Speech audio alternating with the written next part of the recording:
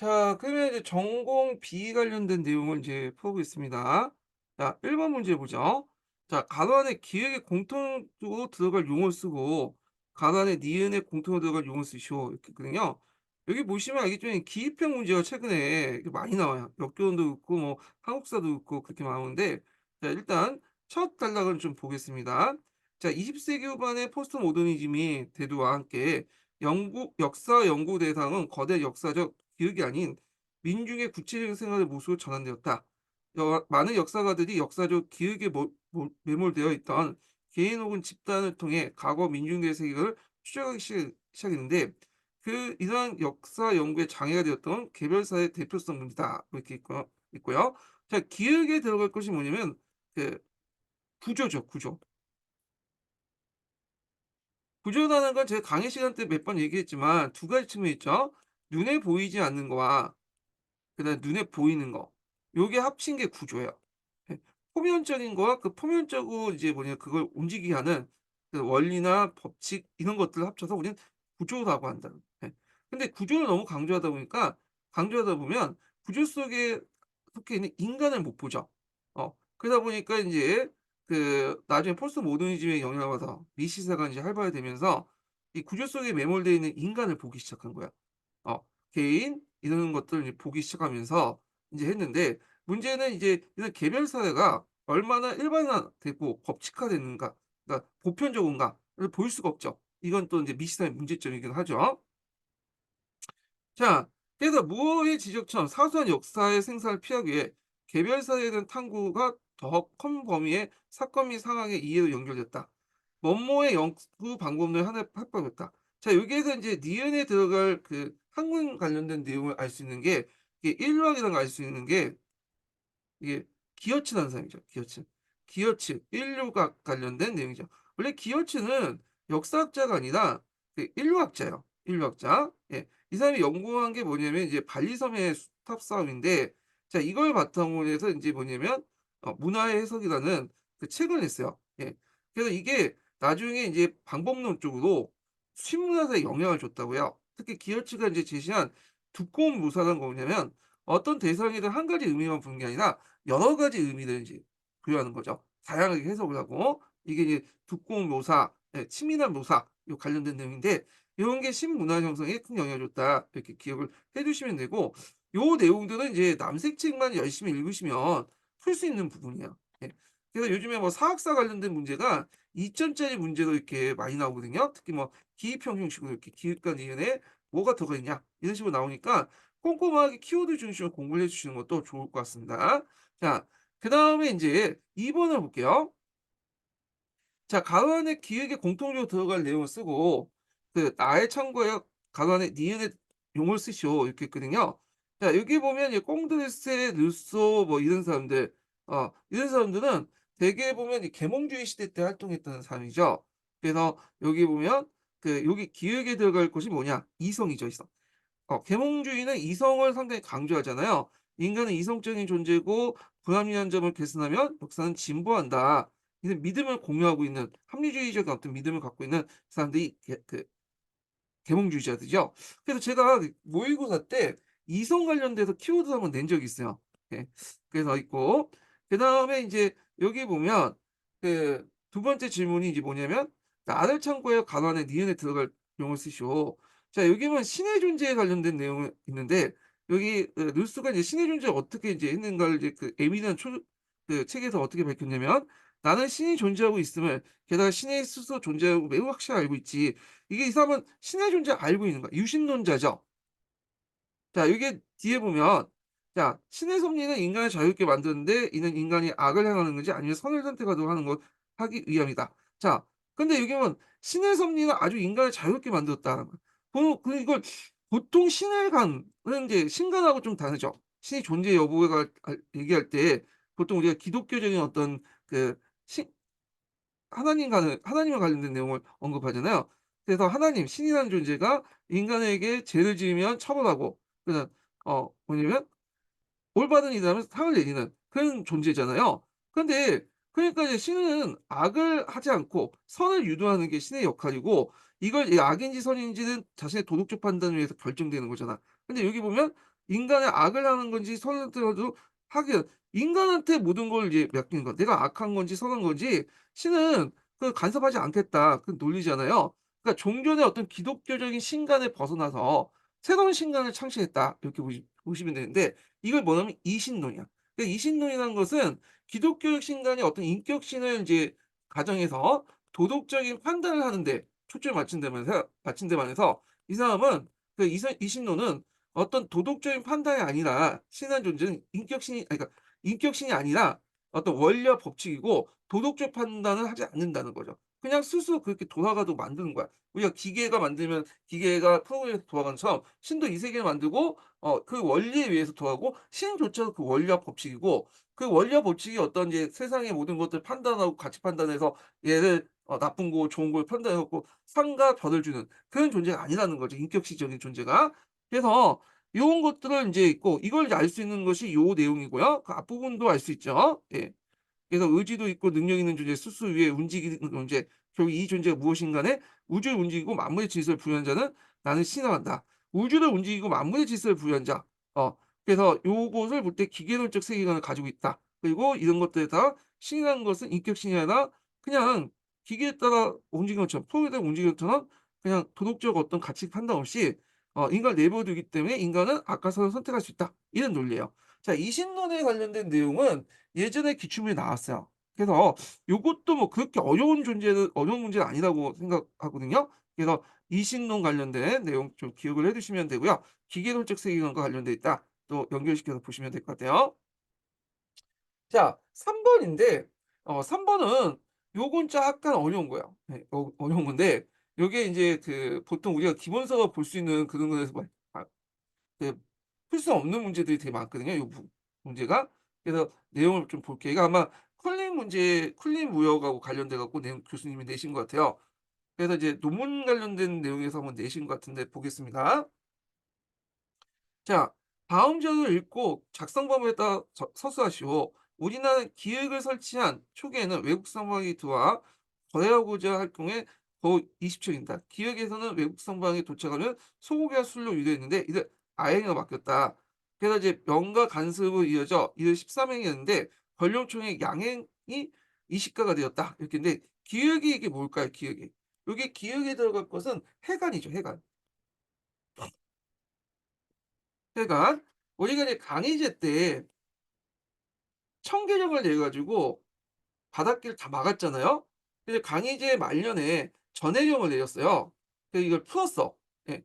그리고 나서 인제 종전에 그 명나라 때까지 쭉 이어졌던 그 시박사 있죠.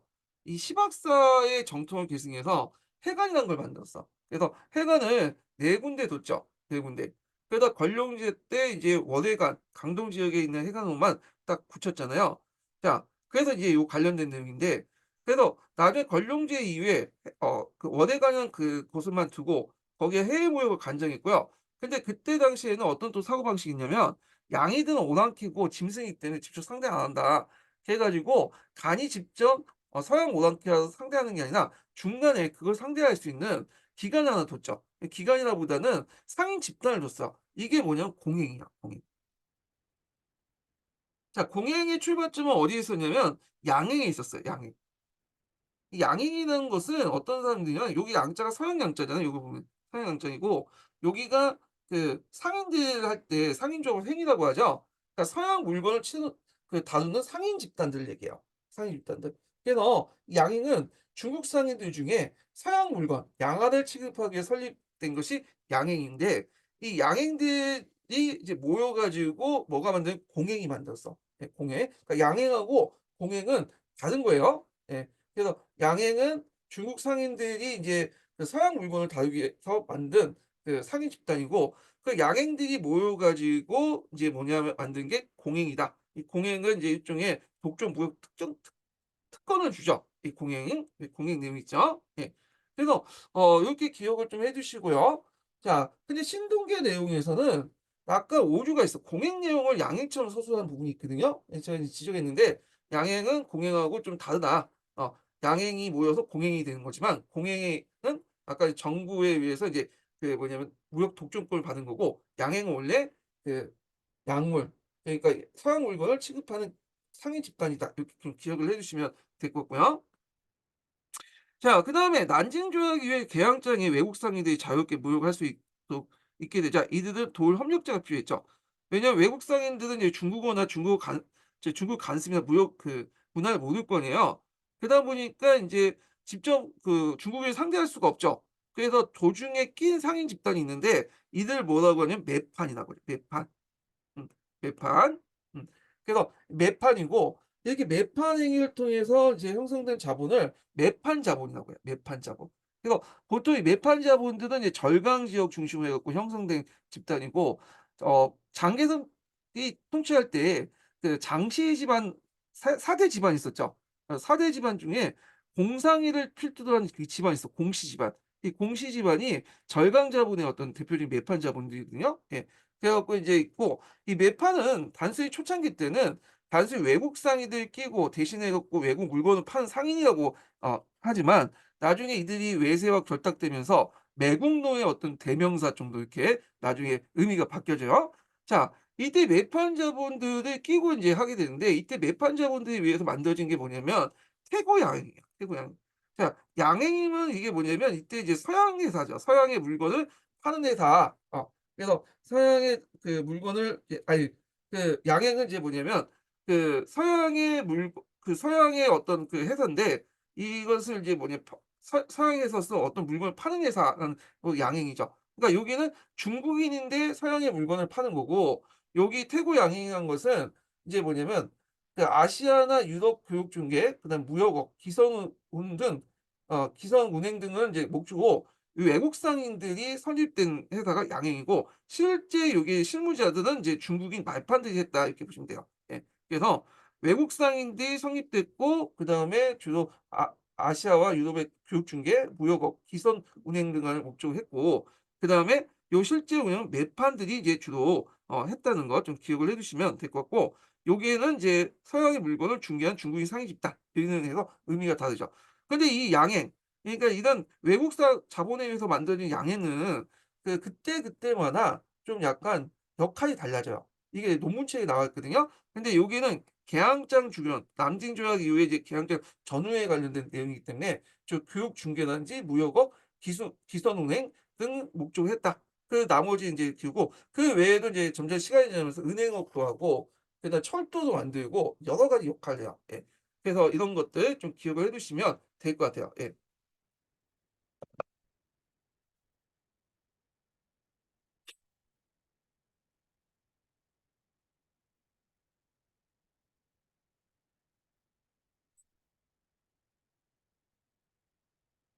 자,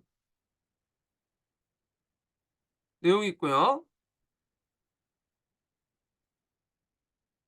어 그다음에 뒤에 가서 인제 4번 이렇게 문제 보죠. 자, 다음 자료를 읽고 작성 방법에 따라서 서술하시오. 이렇게 했거든요.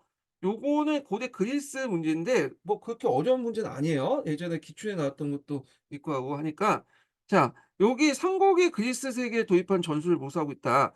무거운 갑옷을 입고 투구를 쓴 중갑 보병들이 왼손에 크고 둥근 방패를 들고 옆에 선 동료 병사가 오른쪽 보였고 이들은 팔렬 종대로 이루어져 어깨를 맞댄 되어 있는데 이걸 뭐라고 한다? 예. 팔랑크스제라고 해요. 밀집대형. 이 밀집대형의 그리스나 로마 시대 때 보병의 어떤 전술 방식이죠. 그래 갖고 큰 방패가 있고 창이 있으면 창을 인제 앞으로 이렇게 내밀고 방패를 나와 동료들을 이렇게 가리고 이런 방식이 이제 중장보병 형태의 밀집대형 팔랑크스 관련된 내용이란 주로 이 중간보병들은 어느 정도 인제 급에 있는 경제를 갖춘 사람들이 인제 할 수 있는 무장 형태였다. 이렇게 보시면 되고요. 자, 그다음에 여기 배는 3단 노선과 관련된 거야. 3 단은. 그래서 뭐 페르시아 전쟁하고 펠로폰네소 전쟁 때 사용됐던 노시 배인데 보통 이제 서양의 배 지중해에 있었던 이제 초창기 때 고대 시대 때 이제 서양의 배의 특징이 뭐냐면 여기 뽀쭉한 게 있어요. 충각이라고 하거든요, 충각. 그래 갖고 노를 져 갖고 상대의 옆구리를 찌는 방법이 이게 전투 방식이죠. 찌르고 나서 배가 막 기울려고 할 때 얘네들이 병사들이 뛰어와 갖고 이제 백병전을 치는 방식이에요. 그래서 제일 좋은 게 뭐냐면 이 충각을 좌우로 해서 움직이고 빠른 속도로 나가는 게 제일 중요해. 그래서 노를 많이 달아야겠죠, 노. 물론 이 돛대도 달 수 있긴 있는데 돛대는 별로 필요 없어요. 왜냐면 지중해 지역 같은 경우에는 바람이 잔잔하기 때문에 돛대는 달긴 하는데 그렇게 이용할 필요가 없고 단시간에 빠른 속도를 내려면 이 노가 필요한 거야, 노가. 그래서 노를 하는데 보통 인제 3단 노선이라는 건 뭐냐면 여기 갑판 있죠? 갑판 있고 여기가 갑판이죠. 그 밑에 인제 노를 젓는 공간이 있죠. 노을 질 때 이렇게 세 층으로 나눠서 져. 여기 1 층, 2 층, 3 층. 이게 3단 노선이야. 1 층을 지으면 하나만 있으면 1단 노선이고 두 개가 있으면 2단 노선, 요게 세 개면 3단 노선. 자, 3단 노선이다 보니까 스피드가 상당히 빠를 수밖에 없고 방향 전환이 또 빠르죠. 그러다 보니까 충각을 통해서 인제 뭐냐면 공격하는 그런 방법이 상당히 자유롭게 할 수가 있어. 그래서 일단 충각으로 받아친 다음에 옆구리를 배가 이제 디제가 만약 혼란스러울 때 병사들이 위에 타 가지고 싸우는 방법이다. 이게 상당히 중요하다는 거죠. 그래서 이 3단 노선은 많은 노군들이 필요하기 때문에 당연히 이 노군들은 테테스라는 그런 뭐야 빈민들로 구성돼 있어. 왜냐면 중장부원 같은 경우에 나름대로 이게 뭐냐 무장하려면 돈이 필요한데 빈민층들이 인제 할 수 있는 건 노동력이잖아요. 그러니까 중장부원을 못 하고 주로 이 노군으로 많이 활동했고 특히 페르시아 전쟁 때 그 역할을 많이 했기 때문에 나중에 페리클라스가 인제 그들이 피를 많이 흘렸잖아요. 피를 흘린 만큼 또 정식 권리를 줘야 되겠죠. 그래서 그들에게 실질적인 어떤 정식 권리를 줬다. 뭐 수당제라든지 추천제라든지 이런 걸 실시했다는 거죠. 예. 자, 그다음에 이제 다는 이제 한번 이거 좀 이따 읽어 보고 문제 풀어 보겠습니다. 기읍과 니은에 들어갈 명칭을 쓰시오. 어 팔랑크스 밀집 대형이라고 그러고 니은은 인제 여기 보면 요때 노병 활동했던 사람들이 테테스. 예. 테테스라고 써도 되고 그냥 빈민층이라고 써도 될 것 같아요. 테테스라는 명칭은 16년 기출문제 예문에 나왔죠. 예. 있고 디귿의 이유를 나에 의거하여 서술할 것. 자, 여기 보면 페르크스 시대 때 민주주의 완성된 형태의 민주주의라 한다. 완성된 형태의 민주주의 실제적 민주주의라고 볼 수 있죠. 예전에 크리스티네스 같은 경우에는 형식적 민주주의는 됐어. 근데 빈민들이 이제 정치에 참여할 때 뭐냐면 경제적 지원을 해 줘야 되는데 경제적 지원이 없죠. 근데 그냥 경제적 지원을 해 줘. 수당제 같은 경제적 지원제도 있고 빈민이 돌아가서 할 수 있도록 공무원 추천제 뭐 윤변제 이런 것들을 인제 하죠. 그래서 요런 내용도 인제 연결시켜서 보시면 될 것 같고요. 자, 밑줄진 디귿은 다해거에 방박할 것 이렇게 했는데 디귿은 완전한 완성한 형태의 민주주의다. 근데 이게 과연 그 민주주의일 수 있나? 민주주의 그리스 민주주의 한계가 있죠. 그래서 우리가 이제 교과서에서 뭐라고 얘기해요? 노예, 외국인, 여자들은 배제됐다. 이렇게 있는데 요걸 볼 때 다가 있어요, 다. 아, 여기 보면 여기 내용을 보면 인제 그 내용 구체 내용을 보면 연인들 얘기하기에 "왜 우리를 무시하냐. 너희들을 낳은 애가 우리다." 그래서 이렇게 있죠. 멍청한 사람 같은 여자들은 전쟁에 2번 싸워요. 우리가 병사를 낳았고 그 아이들이 전쟁을 보냈죠. 우리가 얘를 낳았는데 왜 우리가 그거에 대해서 이제 뭐 전쟁 기여가 없다고 그런 식으로 말을 하냐. 뭐 이렇게 얘기를 하고 있는 거죠. 예. 그래서 뭐 그렇게 연결시킬 수 있나? 아, 요즘에 하도 여자도 징병제 하자고 여성 징병제 얘기하는데 남자를 여자가 낳았으니까 여자도 나름대로 군사적 공헌을 하지 않느냐. "우리가 왜 군대를 가냐." 뭐 이런 식의 논리가 나올 수 있겠죠? 예. 말 잘못하다가는 큰일 날 수 있으니까 그냥 넘어갈게요. 자, 그러면 여기에서 인제 볼 수 있는 게 뭐냐 하면 여성 정치 참여를 제한했다. 참정권을 제한했죠. 그래서 물어볼 때 가해의거에서 물어보잖아요 지금. 요게 한정돼서 물어보잖아요. 한정된 형태를 써야 돼. 그러니까 어떤 분은 여성뿐만이 아니라 외국인, 노예 뭐 다른 이유 다 적어 놨더라고. 근데 요건 제가 틀릴 것 같고 외국 여성이 들어가야 돼, 여성이. 여성의 참여권이 제한됐다는 개념이 들어가야지만 맞을 것 같아요. 왜냐면 요게 한정돼서 물어보는 거니까 제한을 둔 거죠. 자, 5 번을 볼게요, 5 번. 자, 5 번을 보면 "다음 자를 읽고 작성 방법에 따라 서술하시오." 이렇게 했거든요. 여기 이제 비변사 등록 숙종 때 얘기인데 자, 여기 보면 이제 쭉 있어요. 너무 길어 가지고 너무 다 읽지는 못하고 여기 이제 보면 그 기역이 뭐냐 "대전의 법이 것입니다." 이렇게 해 갖고 이렇게 했는데 이게 이제 쭉 있는데 뭐 공법과 공법을 얘기한 거 대전해법. 건국대전을 얘기하죠. 예. 속종때니까 아직까지는 뭐 속대전 이런 거 만들지 않았잖아요. 건국대전이고 그걸 알 수 있는 게 뭐냐면 여기죠. 예. 1 등부터 6 등까지 이렇게 차동을 두고 연분을 두고 이렇게 인제 있다. 이렇게 있고 근데 실질적으로는 4 두에서 6 두만 걷죠 이게. 그 간행 쪽은 이제 걷다가 이걸 이제 법제화된 것이 이게 영정법이야. 이게 니은과 관련된 것이 영정법이죠. 영정법. 그 영정법은 최하 인제 뭐냐 등급만 걷는 거죠. 그래서 4 도에서 6 도를 걷는다. 이렇게 좀 기억을 해 주시면 돼요. 이게 인조 때예요, 인조 때. 예. 인조 때 걷는다. 이렇게 보시면 되고. 자, 그래서 인제 이런 그 거 공법이 무너지기 시작한 건 요때다. 이렇게 보시면 되죠. 이미 무너졌고. 예. 자, 근데 어떤 분은 이 공법을 외에도 전등 6 등법, 연봉 9 등법이 맞느냐 이렇게 물어보는데 맞아요. 예. 그러니까 논쟁하는 거 보니까 "공법만 답이다." 이렇게 하신 분도 있는데 맞아. 그게 왜 맞냐면 그게 한국사 통론이나 교과서에 그렇게 적혀 있어요. 그 용례가 그렇게 적혀 있기 때문에 맞아요 이거는. 예. 자 그다음에 인제 있고 "나에 해당하는 전세제도의 특징을 쓰시오." 이렇게 있거든요. 자 여기 보면 실총이 원총이니 뭐 재결이니 이렇게 이름 많이 나왔잖아요. 예. 재결, 시결, 실결 이렇게 쭉 나오는데 자 이런 내용들이 나오면 이제 이런 말들이 비총재에서 썼던 말이에요, 비총재. 비총재에서 이제 썼던 말인데 이게 이제 뭔 말이냐 하면 비총재는 영조 때 실시한 제도야. 여기 정조지만 이건 후에 이제 기록이 나온 거고 영조 때부터 실시했는데 영조 때 왜 실시했냐면 이게 그 영정법 아래에서는 이게 뭐냐면 홍련 같은 거 있으잖아요. 홍련한테 두면 경찰관을 파견해 갖고 홍련을 얼마나 들었는지 조사를 해. 그거를 경찰관이 지방에서 돈을 먹고 뇌물 쓰고 뇌물도 먹고 하니까 문제가 생긴 거야. 그래서 그걸 막기 위해서 아예 인제 그 뭐냐면 영조 때는 비총지를 시해서 전세랑을 아예 전국 단위로 고정을 시켜 놓죠. 그래서 전세랑 고정시켜 놓고 그걸 이제 도 단위로 분배를 하고요. 그리고 도 단위로 분배하고 그 안에 또 뭐냐면 어 읍면으로 해 갖고 인제 각 군 단위로 편을 군 읍면로 이렇게 분배하는 식으로 이런 식으로 총액제를 실시해요, 총액제. 총액제를 실시하고 그때 인제 그 뭐냐 가만을 수도 결정을 해 줘. 예. 그래서 예를 들어 갖고 인제 그 지방 수령관에게 이제 예를 들어 갖고 뭐 재결하고 실결하고 이렇게 감할 수 있는 범위를 정해 주는 거야. 그 범위 안에서만 징수하는 방식이 비총제예요, 비총제. 그래서 총액을 결정해 놓고 재결하고 실결, 감할 수 있는 거 실제 권한 뭐냐면 거둘 수 있는 부분을 중앙에서 또는 도에서 다 결정을 해줘 갖고 그 한도 내에서만 걷는 거야. 예.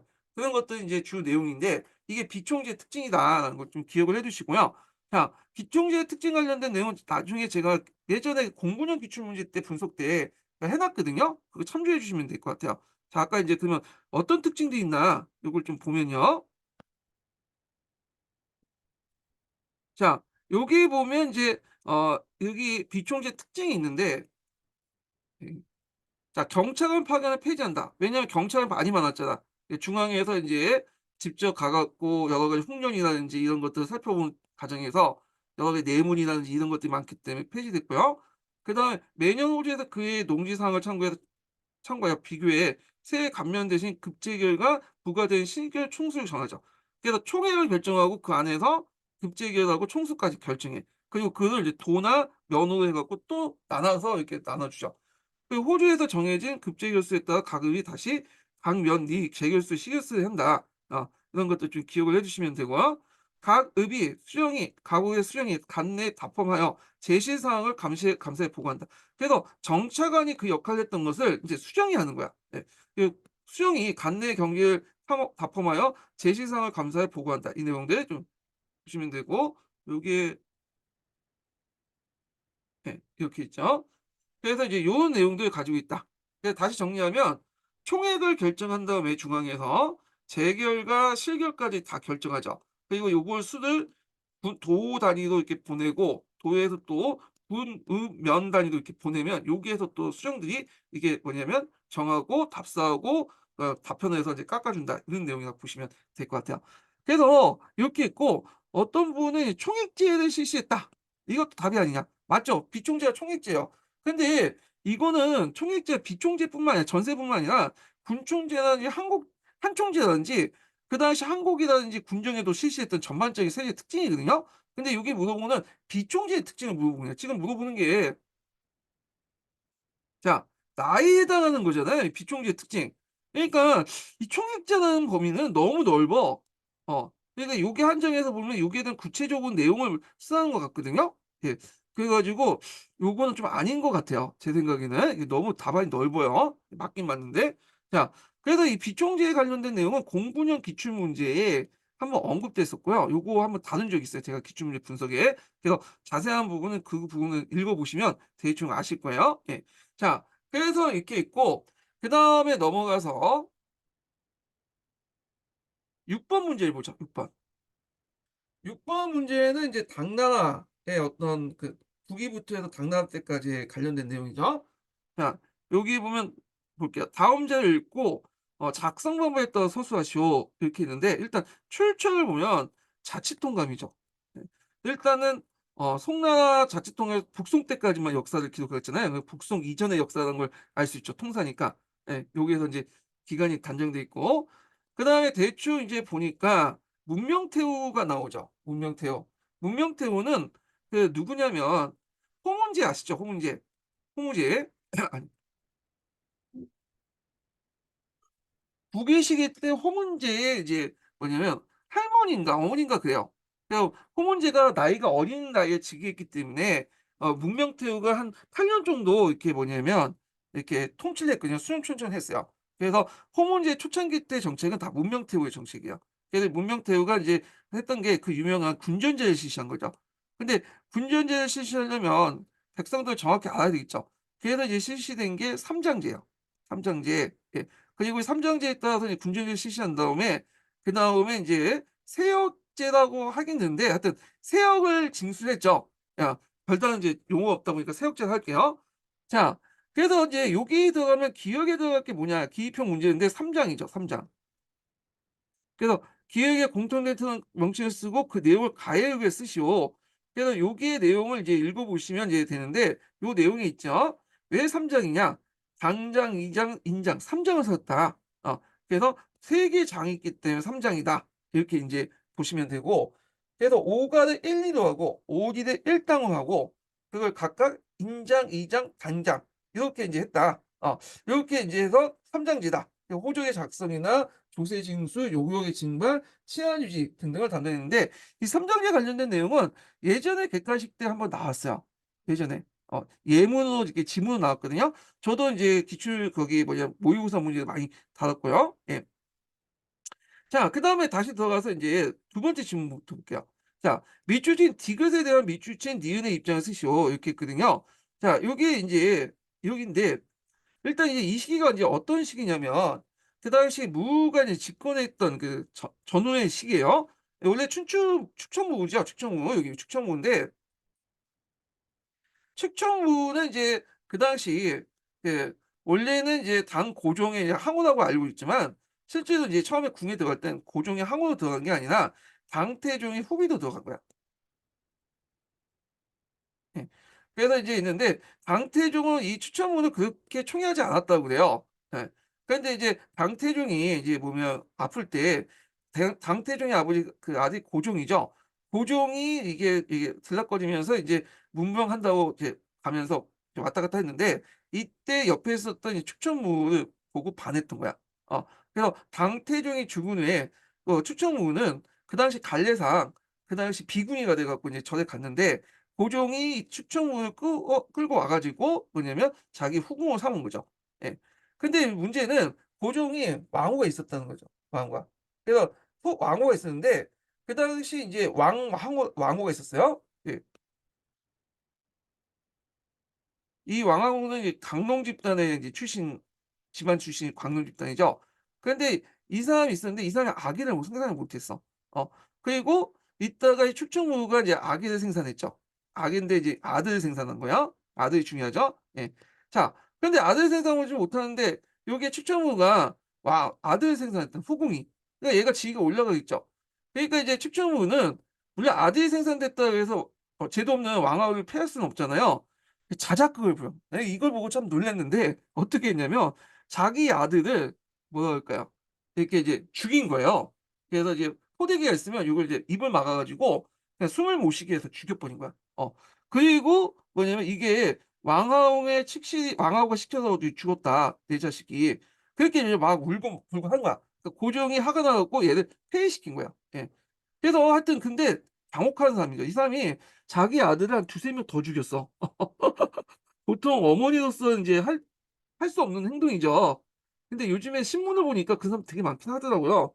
예. 아들 저기 자식 낳고 이제 그걸 죽여 가지고 이제 갖다 버리고 그러면 왜 놔. 그냥 중전 수술하 하거나 낙태 수술하거나 저기 그 고아원에 보내면 되죠. 사람을 죽이면 되나.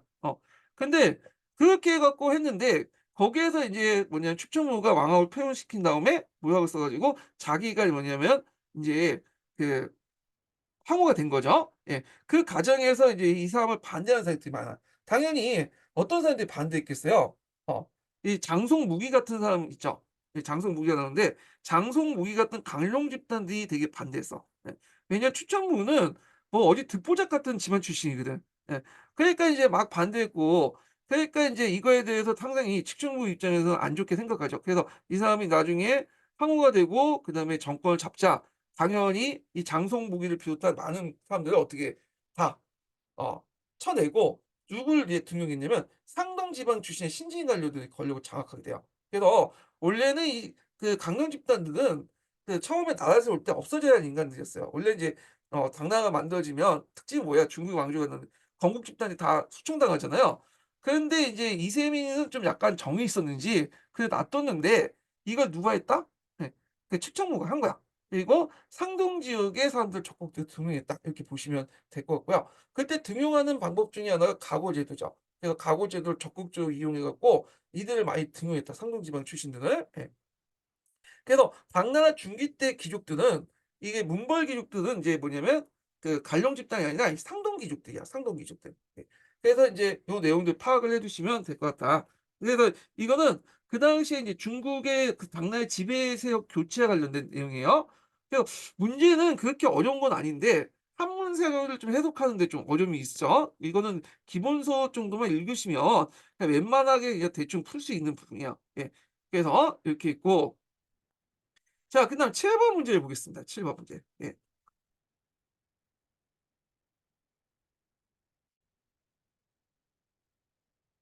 자 7번 문제는 역교동 관련된 문제인데요. 요거는 이제 좀 약간 그 뭐랄까요. 역사적 판단력을 제어하고 나머지 질문 관련된 내용은 약간 이제 추론형 문제이기 때문에 이게 정확한 답은 몰라요. 예. 제가 하여튼 풀어 보겠습니다. 다음 제도 읽고 작성 방법에 따라 서술하시오. 그 양교사의 수업 계획이 있죠. 그래서 수업 의도는 땡땡 중학교 2023학년 또 자유학기제 수업은 역사 속의 전개를 나누면서 학생들이 뭐를 양성하려고 한다. 이렇게 있고요. 자, 오늘 4차 실수업에서는 1798년 제너의 연구 발표로 시작된 우두 백신 접종에 둘러싼 당대 논쟁을 살펴본다. 이렇게 했는데 우두법은 아시죠? 예. 그래서 소에서 이제 뭐냐면 우두를 빼와 가지고 사람에게 접 그 뭐냐 사람에게 맞히면 그 당시 제일 무너졌던 천연두에 대한 면역이 생긴다는 거잖아요. 근데 이게 발명됐을 때 이걸 도입하는 과정에 여러 가지 문제점이 생겼어. 그러니까 사람들이 이걸 할 때 반발 많았죠. '손으로 만들려고 한다. 이거 믿을 수 없다.' 이렇게 했는데 요 관련된 당대 논쟁이에요. 예. 그래서 학습 목표가 있고 학습 과정이 있고요. 역사적 배경 설명이 있죠. 두창의 유행과 사회적 대응. 두창은 우리가 천연두를 얘기하죠, 천연두. 예. 그래서 이게 바이러스 질환이거든요. 바이러스 질환인데 이게 상당히 무서웠어요. 그래서 이게 천연두도 해 갖고 유아 사망률이 거의 30% 40% 나오죠. 예. 우리 마마라고 했던 건데 그래서 이것 때문에 인제 많은 사람이 죽으니까 '이걸 어떻게 고치면 될까?' 이렇게 생각하다가 그래서 처음 발명한 것이 인제 인두법이었어요. 종두법 중에 하나가 인두법인데 걸린 사람의 코딱지나 뭐 여기 옷이나 이런 걸 잠깐 입고 걸려서 잠깐 앓은 다음에 항체가 형성되면 인제 이렇게 낫는 방법이거든요. 근데 약간 이게 좀 불확실해. 그래서 한 90%는 낫는데 10%는 이렇게 죽는단 말이야. 예 이렇게 하다가. 그래서 이게 정도를 이제 뭐냐면 좀 약간 조절할 수 없는 거죠, 인두법은. 그래서 요게 좀 위험한데, 그때 인제 이것보다 더 안전한 방법으로서 인제 종두법을 개발한 게 우두법인데, 우두법을 개발한 사람은 제너라는 사람이죠. 제너가 인제 어느 날 딱 보니까 어떤 마을에 어 여자들은 한 명도 뭐냐면 이 천연두에 걸린 적이 없어. 그냥 보니까 이 사람들 맨날 소를 짜거든요. 거기에서 '아하.' 하고 깨달은 거지. 소에서도 뭐냐면 우두라고 해서 천연두 바이러스가 있어요. 근데 이게 소에 있는 천연두 바이러스는 그렇게 약한 것도 아니고 소가 그것 때문에 뭐 죽는 것도 아니거든요. 근데 그 약한 바이러스에 영향을 받은 뭐냐면 여자들은 소 짜는 여자들은 뭐냐면 한 번 앓고 나고 그렇게 스쳐가면 이게 다음부터 천연두가 안 걸리는 거야. 내성이 생긴 거죠, 항체가. 그걸 아니까 제너가 이제 소에서 우두를 뽑아서 사람에게 맞추면 이게 항체가 형성한다고 인제 알게 된 거예요. 예. 그래서 인제 이게 백신이라고 하죠. 보통 최초의 백신을 만들었는데, 자 그래서 이게 우두 백신 접종을 하는데, 문제는 이걸 가지고 이제 사람들이 막 논쟁을 하는 거야. "이거 맞으면 소가 된다." 뭐 "이거 사람이 이게 믿을 수 있냐. 리스크가 너무 크다." 결국에는 인제 여러 가지 논쟁 결과 이게 19 세기 넘어가면서 인제 확산이 되면서 결국에는 천연두라는 것이 없어지게 되죠. 이게 마지막 천연두가 1970 년에 발견되고 나서 없어지고, 그 이후부터는 천연두 백신을 안 맞죠.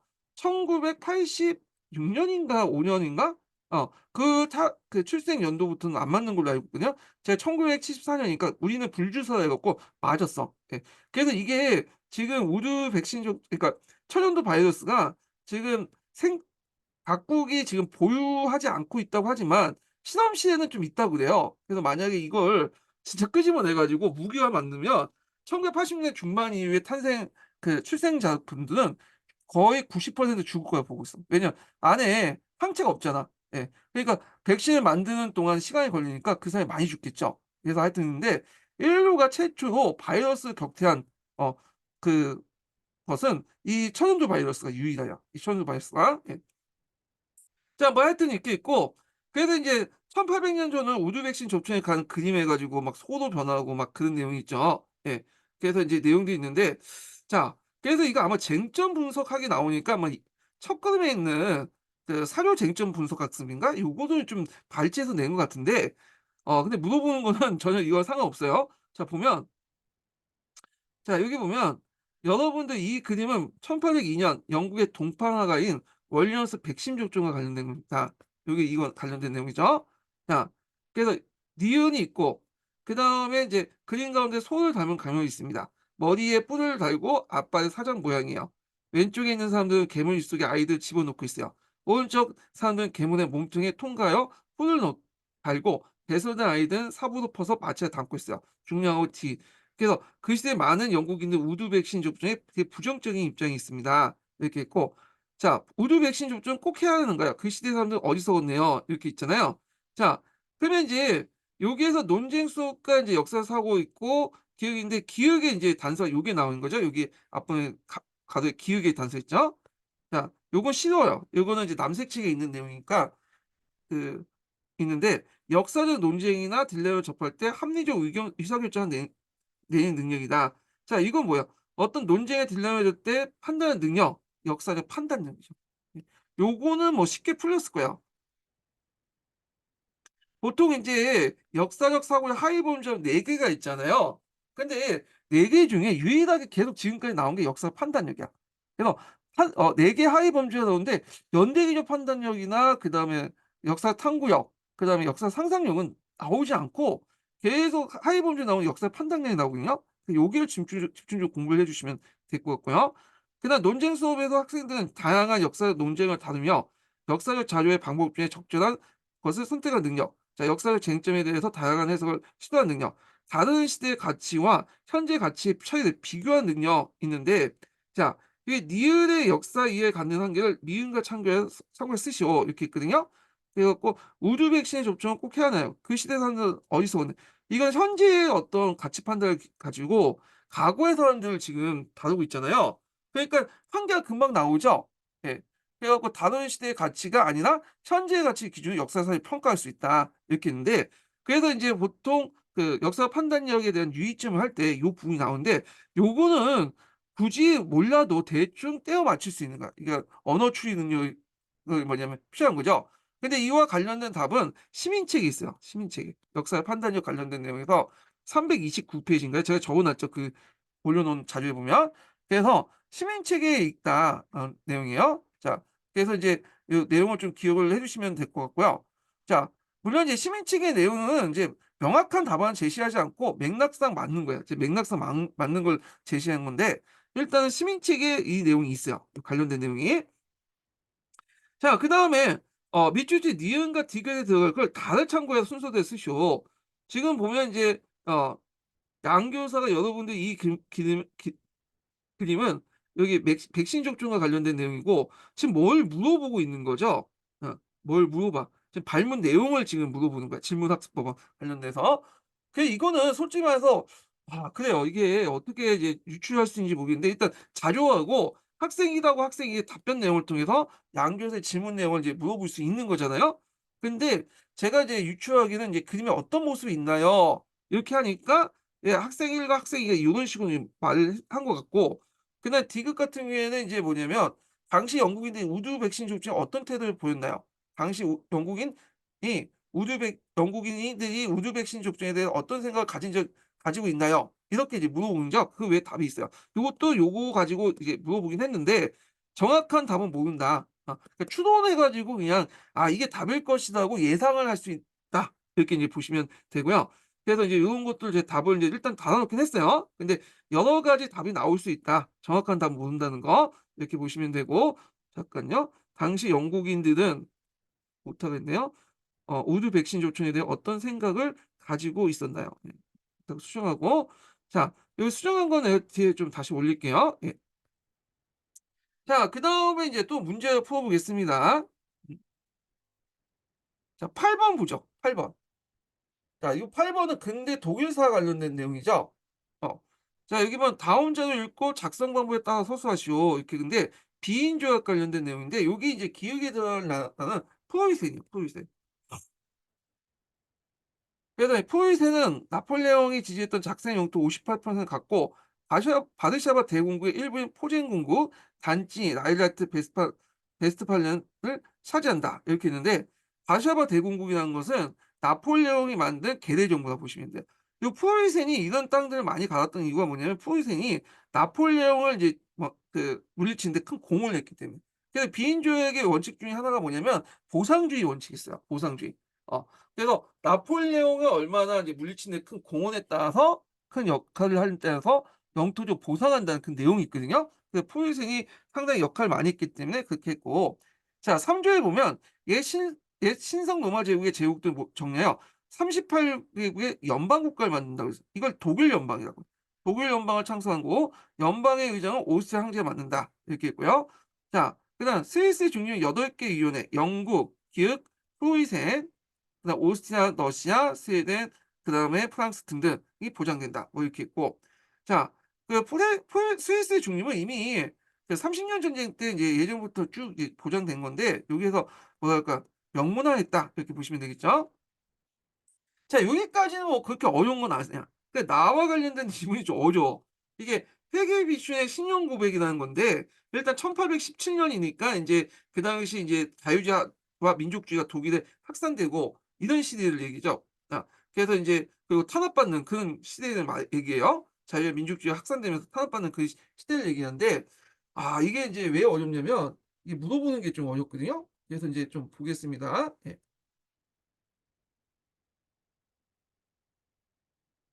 잠깐만요.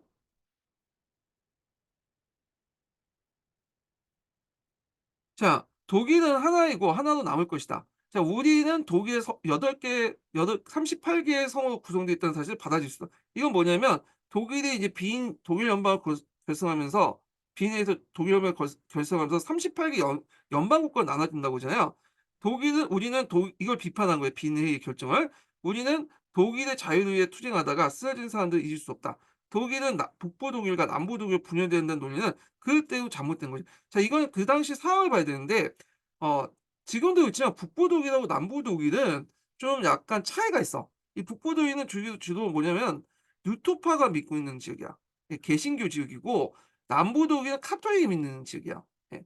그러니까 농민 정쟁 독일 농민 정쟁이 이제 패배하면서 진압하면서 농민들이 이제 그 남부 독일들이 대부분 이제 원래 개신교 루터파를 믿었다가 카톨릭 넘어갔잖아요. 그래서 이렇게 종교가 다르고 또 문화적으로 좀 달라. 그렇기 때문에 이제 그 당시에 독일을 북부 독일과 남부 독일로 분리하자는 논의가 있었거든요. 예. 또 사이도 안 좋아 또 북부 독일과 남부 독일 간에.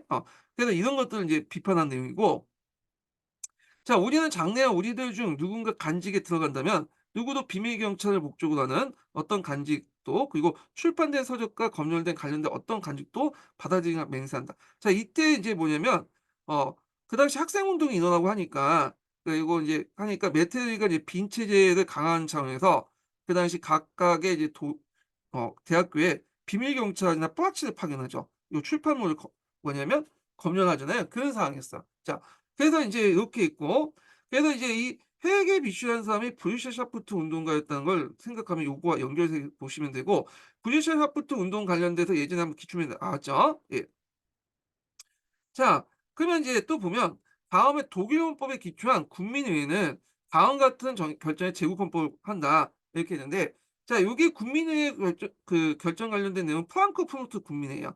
그래서 여기는 프로이센을 중심으로 한 어떤 헌법이죠? 제국헌법이야. 네. 독일 제국헌법을 얘기해요. 그래서 국민의회 프랑크푸르트 국민회는 그 자유주의 성향을 가지고 있죠. 예.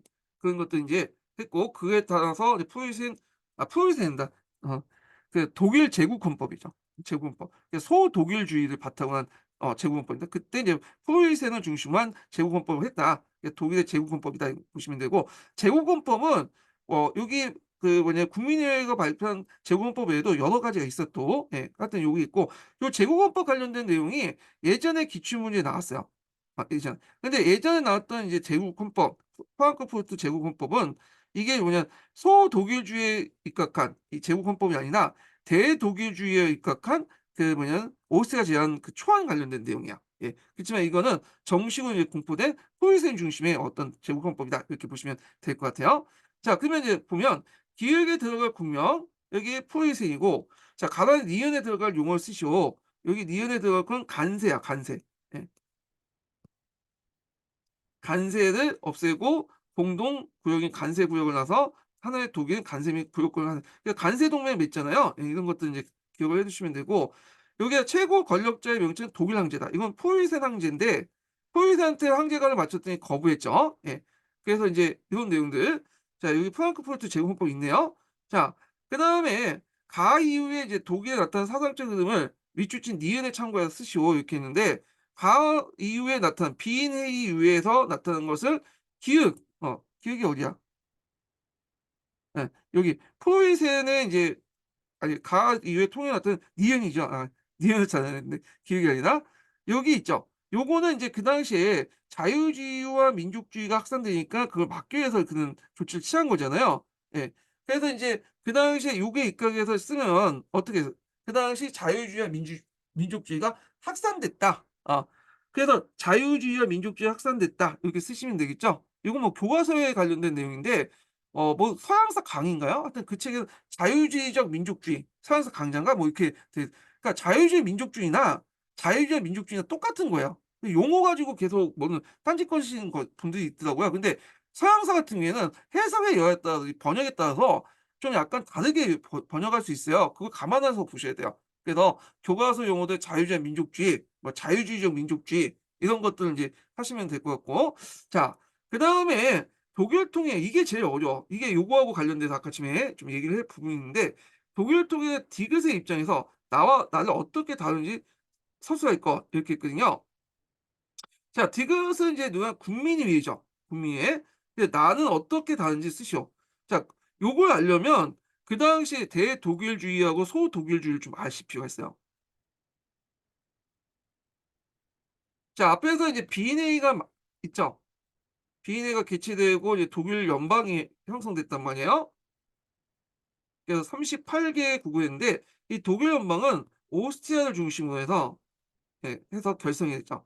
근데 오스트리아는 그 당시에 인제 지금 오스트리아뿐만 아니라 그 비독일어권 오스트리아도 있어요. 예. 그래 갖고 그 안에는 이제 독일어권하고 그다음 비독일어권 뭐 체코라든지 뭐 이런 폴란드 일부 지역이라든지 이런 지역이 있었잖아요. 요게 합친 게 오스트리아 제국이에요. 어 그러니까 독일 연방 안에 뭐가 있는 거죠? 비독일어권이 있는 거예요, 비독일권. 예. 돼 있고 그래서 인제 있다가 인제 뭐냐면 3월 혁명 끝난 다음에 우리가 알다시피 프랑크푸르트 제국헌법 같은 것들 프랑크푸르트 제국헌법이 나오죠. 근데 이 제국헌법을 이제 만들기 위해서 프랑크푸르트 국민회의가 개최되잖아요. 근데 이제 여기에서 논쟁이 생겨요. 뭐가 논쟁이 있는데 프랑크푸르트 국민회의에 에서는 원래는 프랑크푸르트 아니 너무 기니까 이제 생각할게요. 프랑크푸르트 국민회의에서 내세웠던 거는 우리가 알고 있는 소독일주의가 아니에요, 처음부터. 대독일주의야. 예. 프랑크푸르트는 대독일주의를 내셌어요. 그럼 대독일주의 채택하면 되는데 이게 이제 오스트리아와 인제 충돌하게 된 거야. 오스트리아도 대독일주의 내세요. 근데 왜 충돌됐냐? 프랑크푸르트가 생각한 대독일주의는 어떤 거냐면 앞에서 이 오스트리아가 있죠. 오스트리아가 독일어하고 비독일권을 나눴잖아요. 그러니까 독일어, 비독일권 나누고 요 독일어권 오스트리아만 포함시켜 갖고 새로운 독일 연방을 구성하자는 거야. 그런 거고 자 이에 반해 오스트리아의 대독일주의는 반대한 거죠. 왜냐하면 이 비독일권을 같이 포함해서 그 당시 독일 연방을 예전에 독일 연방 그대로 계승한 '독일 연방으로 가자.' 이런 논리죠. 자 근데 이제 그 당시에 자유주의자와 민족주의자들은 독일에 대한 정체성을 어떻게 생각했냐면 독일어를 사용하는 걸 기준으로 했어요. 예. 그래서 당연히 비독일권 예를 들어 체코나 폴란드어나 그다음에 헝가리어를 쓰면 이게 독일어라 볼 수 있냐. 당연히 이걸 배제시키고 얘네들 오스트리아의 독일어권과 다른 독일어권을 다 포함시켜서 대독일주의를 나가는데 얘들이 반대한 거야. 그래서 요번에 이제 예전에 그 09 년인가 하여튼 그때 15년 기출 문제 때 반대했던 것은 인제 그 오스트리아 대독일주의가 이는 초안에 입각했고 인제 프랑크푸르트 제공법을 제시했거든요. 그래서 예전에 독일 연방을 기준으로 해 갖고 요 독일 연방을 만들자. 근데 이에 프랑크푸르트 대독일주의에 반대하니까 얘네들이 철수를 해 버렸어요. 그러니까 오스트리아 없는 상태에서 실제로 대독일주의는 불가능하죠. 얘네들이 이미 나갔기 때문에 결국에는 그 당시 소수파 의견이었던 포이센 중심의 어떤 소독일주의로 나갈 수밖에 없었어요. 이거 오스트리아를 배제한 소독일주의다 이렇게 보는데 자 그러면 여기에서 이제 다시 문제에 들어가서 자 독일통에 대한 디귿의 입장이 나와 어떻게 되는가. 일단 디귿은 명확하죠. 독일은 오스트리아를 배제한 포이센 중심의 소독주의를 주장을 한 거야 얘들은. 네. 근데 이에 반해서 나는 어떤 입장이냐. 이게 1817년 이후의 일이거든요. 이게 17년 이후 전후니까. 이때 인제 나온 건 당연히 인제 뭐냐면 소도기준은 이때 당시는 없었고요. 유일하게 이제 대도기주의만 있었는데 대도기주의도 그 아까 치면은 프랑크푸르트 대도기주의 있었죠. 근데 이게 1817 년에 있었냐는 거야. 요게 제일 문제인 거죠. 그래서 이게 언어를 독일어를 중심으로 독일을 통일하자는 그 개념 자체가 이 당시에 있었냐. 브레센샤프트 운동가 우리가 생각하는 대독일주의가 그게 좀 약간 그래? 근데 요 지문이나 뭐 서양사 살아있는 서양사 사본에 보면 그냥 "오스트리아 지역과 포리스의 분야를 대입을 비판했다." 이런 식이 나왔거든요. 그래서 답은 그냥 요렇게 달아 놨어요. 그냥 독일주의시 독일은 오스트리아에 배제한 포리스 중의 소독일주의고 그리고 여기는 "오스트리아 지역과 포리스의 분야 및 대입에 비판하였다." 이렇게 답은 달아 놨는데 여기가 소독일주의면 무조건 이렇게 대족일주의는 나올 가능성이 있겠죠. 그래서 혹시 이제 논문이나 이런 걸 참고해서 교수님이 이게 답을 달면 제 생각에는 이게 뭐냐면 이런 식으로 답이 나올 거예요. 이 당시에 자유주의자들의 인제 독일의 개념은 독일어 사용 여부거든요. 그래서 비엔A 이후 탄생한 독일 연방에 반대해서 독일어 사용 지역을 중심한 우한 대독일주의에 입각한 독일 통일을 주장했다. 독일어가 핵심인 것 같아. 그래서 여기에서 인제 대독일주의를 쓸 때 그 독일어를 꼭 써야 될 것 같은 느낌이 들거든요. 이게 왜냐면 그 당시 프랑크푸르트 자유주의자의 대독일주의의 어떤 생각이기도 하고 그 당시 그 독일 민족주의자들의 독일에 관념의 어떤 기준이 독일어를 사용하는 거예요, 독일어를. 그래서 적어 놨긴 했는데 문제는 제 생각이고 이게 인제 확실한 답안이 있는 건 살아있는 서양사 사본이고 근데 얘가 소독일주면 얘가 분명히 대독일주의라는 건 많이 나와 있을 것 같은데 이게 대조가 이루어지잖아요. 그걸 감안할 때 제 생각에 또 맞기도 하는데 제 생각은 명확한 답이 없어. 그래서 일단은 명확한 답이 있는 그걸 인제 유력 답안하고 제 생각은 이제 문맥상 맞는 그 생각한 그 답안은 그 인정 답안을 이렇게 해 갖고 유사 답안을 이렇게 해 놨거든요. 그러니까 이건 여러분들이 판단을 하고 보시면 되고, 혹시 중요한 뭐 정보라도 가지고 계시거나 객관적으로 이게 뒷받침할 근거가 있는 분들은 저한테 제공해 주시면 다시 제가 자료를 찾아 가지고 또 답안을 수정해 보겠습니다. 예. 하여튼 제 생각은 그래요. 예. 자, 그다음에 인제 9번 문제 보겠습니다. 9 번. 자, 9번 문제 풀기 전에 두 번째 인증번호 알려드릴게요. 두 번째 인증번호는 70 번입니다. 예. 두 번째 인증번호 70 번이에요.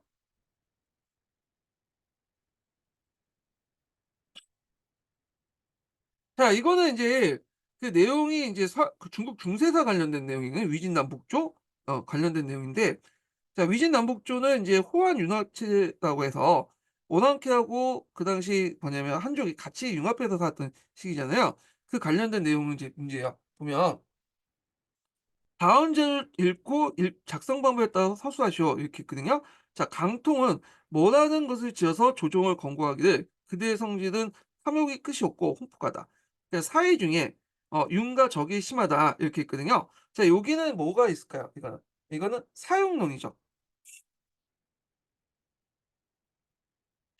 사용론은 이제 556 국이 본격적으로 들어가기 전에 이게 서진 때인 거야. 이 강통이라는 사람이 이미 이제 만리장성 이남으로 이민족들이 많이 들어왔기 때문에 이들을 다시 만리장성 이북으로 뭐냐면 "옮겨야 된다.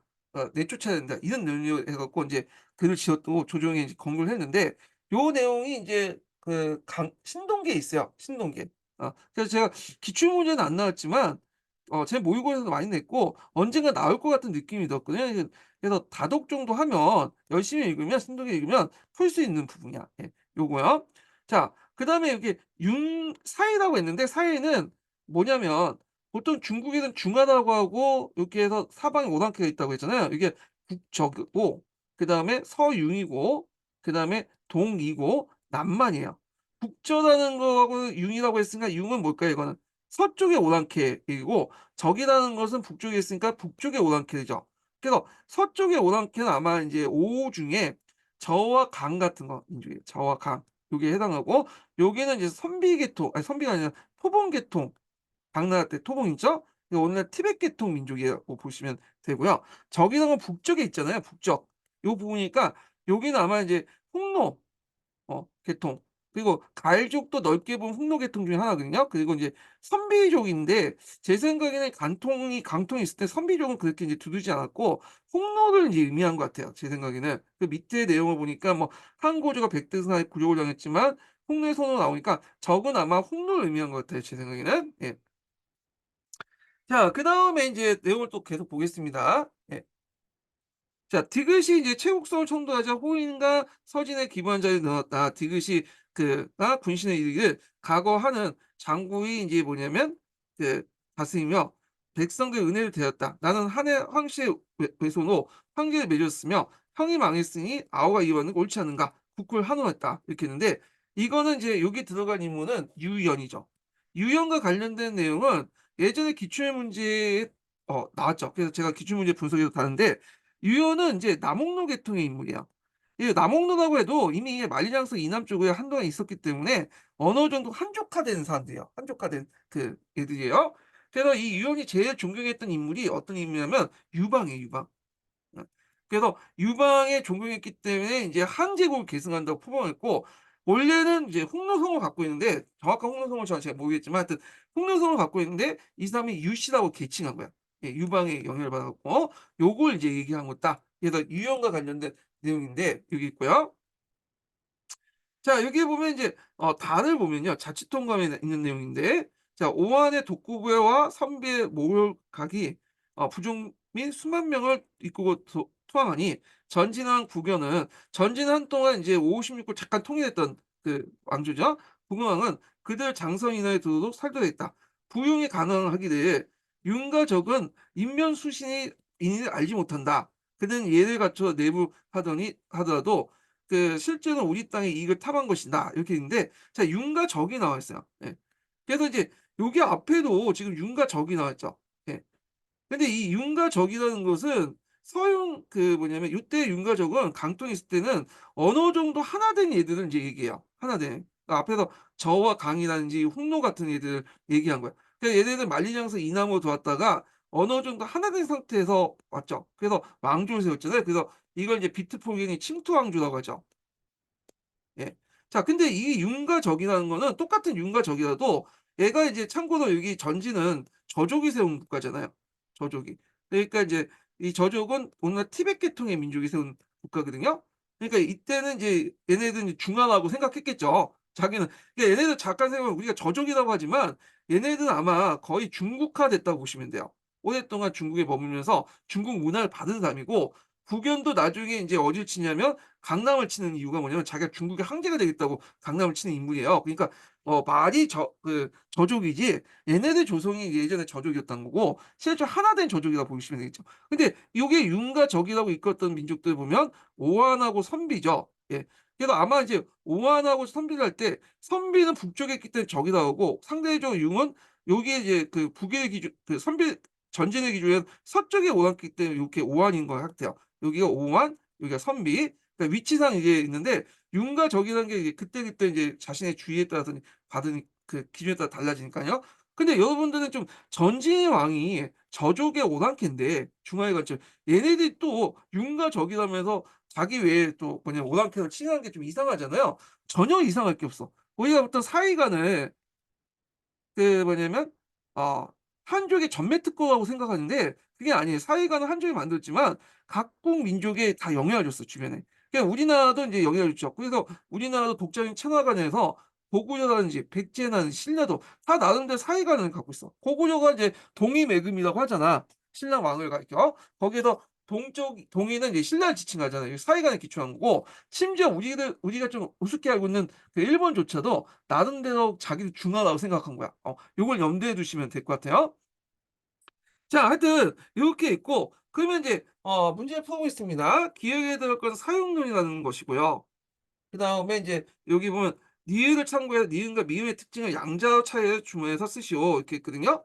자 여기에서 잠깐 니은은 여기 과거 하늘 장구의 다스며 백성들의 은혜로 이렇게 되었다. 나는 하늘의 항시 외손으로 형제를 맺었고 형이 망했으니 아우를 이어져 옳지 않은가. 이건 유연이 말하는데 유연은 남홍로 출신이죠. 그렇지만 이 사람이 이미 하나 된 상태예요. 어느 정도 하나 된 상태고 나름대로 중국적인 어떤 역사관을 가지고 있는 사람이야. 그러니까 또 유방을 존중하고 그러니까 자기 국호를 한호 정하고 자기의 성을 유씨로 이렇게 개명을 했던 사람이거든요. 근데 이걸 근거해서 니은과 미음의 특징을 써라. 일단 이렇게 니은과 미음은 아까 아침에 서용 그 뭐예요? 저족, 강족 뭐 홍노족이라고 했잖아요. 그러니까 이 사람들 이미 만리장성 이남으로 들어서 어느 정도 하나 된 사람들이다. 이렇게 보시면 되고 그리고 이제 여기에 말하는 이제 오만이나 선비나 같은 족들은 뒤에 이제 들어온 거죠. 만리장성 이남에. 근데 이때는 얘네가 하나 된 상태에 두는 게 아니라 기존 율목리 정통을 그대로 가지고 들어왔어. 그러다 보니까 이거에 대해서 인제 전진의 왕 북연이 그게 포용시키고 나니까 부흥이 거기에서 말리는 거죠. 예. 그래서 이제 요런 내용들 쓰시면 되는데 문제는 이 윤과 적이라는 개념은 인제 우리가 나름대로 근거가 있어요. 동계에 있는데 요걸 윤과 적 여기 나오는 이제 우리가 보는 오한이나 선비와 관련된 근거 있죠. 차이점은 제가 차이를 찾지는 못했어요. 예. 그래서 요거는 이게 문맥상 볼 때 그렇다는 거예요. 그게 제가 찾으면 나중에 그걸 기초 근거에 하는데 제 생각에 맞을 거예요. 왜냐면 요게 이제 어느 정도 하나 된 상태에서 한 건데 얘는 하나 되지 않고 나중에 들어온 거잖아요, 전진 때. 그러니까 요걸 쓰시면 될 것 같아요. 그래서 니은은 오래전부터 만리장성 이남으로 이주하여 한족같이 생활하면서 어느 정도 하나 된 상태지만 미은은 기존의 유목민 정토를 그대로 유지하고 있다. 그런 걸 이제 보시면 되는데 하여튼 이게 이제 요쪽 뒤에 이제 있는 내용들과 인제 뭐냐면 좀 연결돼서 이제 볼 수가 있거든요. 예. 근데 정확한 증거는 아직 찾지 못했어요, 근거는. 예. 혹시 아시는 분이 있으면 좀 댓글 달아주시면 될 것 같아요. 예. 자 그다음에 뭐 디귿의 그 공통으로 들어가는 인물은 유연이고요. 이거는 예전에 기출에 나왔기 때문에 좀 공부하신 분들은 아실 거야. 그리고 제가 기출문제 분석 때 그때 유연 관련된 내용 분석할 때 요것도 다 적어 놨어요. 이 사람이 그 뭐냐면 한나라를 좋아해 한나라 유방을 좋아했고 자기 그 뭐냐면 성도 유씨로 곤치고 이거 다 적어 놨거든요. 그래서 기출문제 잘 분석 읽으신 분들은 충분히 풀 수 있는 거야, 이 부분은. 예. 그리고 요것도 뭐 그렇게 어려운 문제 아니에요. 요거는 좀 헷갈릴 수 있지만 대충 해석하신 분들은 그냥 풀 수 있는 무난한 문제다. 이렇게 보시면 될 것 같아요. 자, 그다음 10번 문제 보겠습니다. 10 번은 이제 역교동 관련된 내용이죠. 그래서 이제 평가 관련된 문제도 있는데 어 이것도 뭐 채점 기준 해 가지고 좀 약간 추론용 문제도 있어요. 예, 보겠습니다. 가는 땡땡 고등학교 한국사 수업의 수업 평가 안내문이다. 자, 나는 교과 협의에서 나눈 대화 일부다. 작성 방법에 따라 서술하시오. 이렇게 있는데 수행 평가 안내문. 요즘에는 이렇게 역교론이 문제가 너무 지문이 커서 그래 가지고 뭐 국가 협의회도 있고 뭐 어떤 사항이 만들어져 가지고 이제 문제를 내더라고요. 그래서 제가 모의고사 문제 낼 때 참 이 역교도 문제 내기가 좀 힘들어. 예전에는 너무 간단하게 내 가지고 그냥 간단하게 낼 수 있는데 너무 지문 자체가 이제 간단하니까 요즘에는 예문 자체가 이렇게 복잡하게 상황 설정 문제가 나오기 때문에 이거 만들려면 상당히 머리가 짜낼 수밖에 없죠. 물론 이제 이런 문제 유형도 많지만 예전 문제 유형도 있어요. 간단하게 내는 문제인데 이분들이야 뭐 역교동 문제를 그냥 딱 들어가서 한 달 동안 한두 문제 내면 그만이지만 저는 이제 모의고사 만들 때 역교동 문제가 거의 몇 문제 만들어 거의 인제 50 문제 넘게 만들거든요. 근데 이런 식으로 문제 못 만들어요 솔직히. 그러니까 약간 이제 학원 모의고사도 그렇지만 제 모의고사도 그렇고 이게 이제 역교문 같은 게 모의고사 질이 좀 떨어질 수밖에 없어. 왜? 그분들은 내다가서 한 달 동안 자기 전공에서 두 문제 골라내거든 두세 문제 많아봤자. 근데 저는 어 방학 때 이용해 갖고 인제 가끔 시간 날 때 봤는데 역교문 문제만 해도 40 문제 내고 한국사도 만들고 서양사도 만들고 어 동양사도 만들고 중국사도 이게 너무 많잖아요. 그러니까 이게 모의고사 문제지가 이게 절대 기출 문제를 뚫을 수가 없죠. 예. 근데 만약에 내가 똑같은 조건이라면 내가 한 달 동안 진짜 문제 두 문제 세 문제 만들려면 요거보다 훨씬 더 잘 만들 수 있어요. 예. 투입 시간이 그만큼 길어지니까. 예. 근데 실제적으로 모의고사는 이거 못 만들어 이런 식으로. 예. 자, 한계가 있죠. 뭐 중요한 건 아니에요. 예. 자, 그래서 인제 수행평가 안내 보면 요즘에 뭐 카드뉴스 같은 거 수행평가 많이 하잖아요. 그래서 요 관련된 내용을 인제 했고 그래서 인제 제작 방식도 쭉 나와 있고 활동 과정이 있고 뭐 유의사항은 저작권에 위배되지 않는 거, 평가 루브리 해 가지고 인제 쭉 있는데 그래서 평가 관련된 내용들이 쭉 있죠. 그래서 보통 이제 평가 계획서 같은 걸 짜고 이제 뭐 수행평가 나올 때 애들한테 이렇게 나눠 주잖아요, 이런 것도 평가 계획서 같은 거. 예. 자, 그다음에 이제 교과 협의의 내용을 보겠습니다. 박교사 내용을 보면 자, 한국 현대사 카드 뉴스 만들기에는 학생들이 익숙한 매체를 활용한다는 점에서 학생들의 흥미와 관심이 높습니다. 네.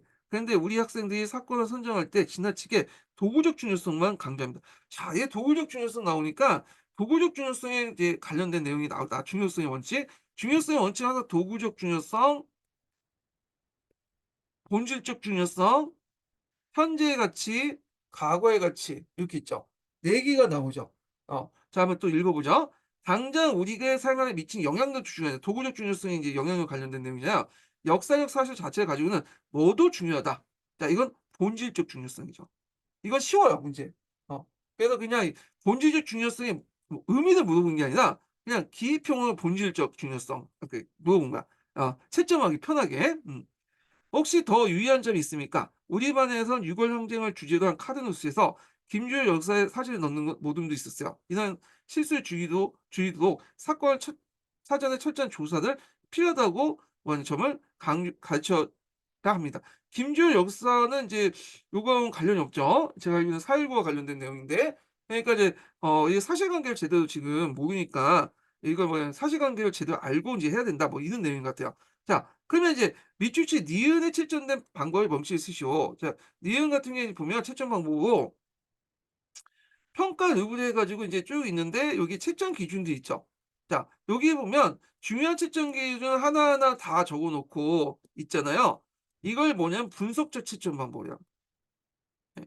그래서 인제 분석적 채점 방법은 서술형 문제의 이제 채점 방법 중에 하나 방법이죠. 그래서 이게 인제 뭐 전체적 흐름을 보는 게 아니라 어떤 단어가 뭐가 몇 개 들어갔고 어떤 단어가 들어갔고 이런 것들이야. 예. 이런 것들이 분석적 채점 방법이라고 인제 하는데 이거는 대규모 인제 뭐냐면 평가를 하거나 이렇게 이제 수행 평가나 이런 것처럼 이게 주관적인 평가를 많이 할 때 이제 이런 것들 좀 많이 쓰는 하거든요. 그래서 분석적 채점 방법이다. 이렇게 이제 보시면 될 것 같고 그래서 이렇게 있고 그래서 이제 여기에 분석적 채점 방법 관련된 내용들을 이제 있는데 여기 임용고시도 이제 분석적 채점 방법 하나죠. 예. 이런 것도 기출 그 가 자체가 이제 분석적 지침 방법 중 하나죠. 예. 자, 그다음에 인제 보고, 자, 미음과 비극과 미음에 제가 미음에 들어갈 용어 썼나? 아, 미음에 들어갈 썼죠. 그다음에 요거 세 번째 내용 볼게요. 밑줄 친 비음과 같은 사례를 평가할 수 있도록 가로 안에 니은에 들어갈 채점 기준을 쓰시오. 이렇게 있거든요. 어. 자, 이거는 인제 약간, 이게 뭐랄까요? 어 좀 주관적인 어떤 평가가 들어갈 수밖에 없는 거죠. 예. 그래서 이제 여기 보면, 요걸 제가 이제 얘기하다가 좀 까먹었는데 요 두 개를 좀 얘기할게요. 이게 분석적 접근 방법이고, 예, 분석적 집중 방법이고, 그다음에 그 디귿에 들어간 채점 기준에 따라 기획을 참고해야 돼. 하다가 어디 잊었어. 예. 그래 갖고 가로 안에 디귿을 채점한 채점 기준을 밑줄친 기획에 인제 뭐냐 참고할 서술화 있고 이렇게 있는데, 자, 여기에서 인제 디귿의 내용은 요거죠. 근데 어디에 가서 기획에 를 참고해서 쓰라. 그래서 저작권에 위배되지 않는 방향으로 한다. 이 내용이잖아요. 그러면 인제 대충 인제 보면 어떻게 답이 나오냐면 "저작권에 걸리지 않도록 자료를 수집했는가?" 이렇게 나올 수가 있겠죠. 예, 요게. 근데 정확한 답은 몰라요. 그쵸. 대충 보기에 이런 식으로 추론할 수 있고, 비극과 같은 이제 사례를 평가할 수 있도록 가로 니은에 들어갈 쓰시오 이렇게 있는데, 자, 비극은 이제 보면 어 이거 있죠. 유골랑제의 가슴 김주열 사진으로는 모둠이 있어요. 그러면 요게 니은에 들어갈 것은 이제 뭐겠어요? 사실관계를 인제 파악하는 거죠. 그래서 선정된 자료가 이 주제와 관련돼 있는 거야. 그래서 이렇게 볼 수도 있고, 뭐 이렇게 이제 어떤 이제 그 뭐냐면 선정된 자료가 사실관계에 맞는가, 뭐 이렇게 답이 또 나올 수 있겠죠. 예. 그래서 요런 식으로 답이 나올 수 있다. 물론 이것도 정확하게 답이 몰라요. 주관적인 판단이 들어갈 수밖에 없는 거죠. 그래서 요거와 요거는 주관적 판단이 들어갈 수 있는 추론형 문제고요.